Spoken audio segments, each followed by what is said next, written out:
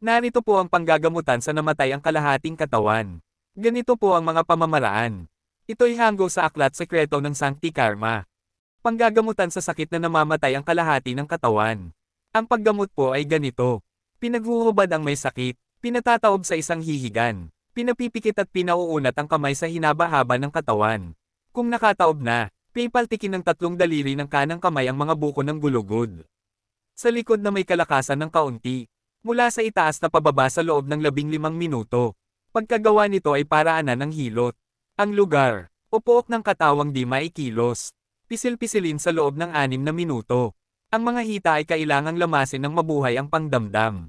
Sa loob ng mga 3 minuto naman. Isunod dito ang paghaplos ng kamay na walang deity. Mula ulo hanggang dulo ng daliri ng mga paa. Saka iwagwag ang kamay ng malakas na. Animoy parang nagwawagwag ng kamay na nabasa ng tubig. Ang pamamaraang ito ay gagawin sa singked na panahong kailangan. Alinsunod sa tagal ng pagkakasakit. Kinakailangang paraanan ng haplos ng kamay ang buong katawan. Kaya't dapat patihayain, patagilirin, o iba pang anyong maibigan. Ng mamamalani o ng gumagamot. Bago tigilan ay makaapat na hipan sa batok. Kasabay ang matinding pagnanasa na mapagaling ang sakit na yaon. At gayon din ang gawin sa tapat ng puso.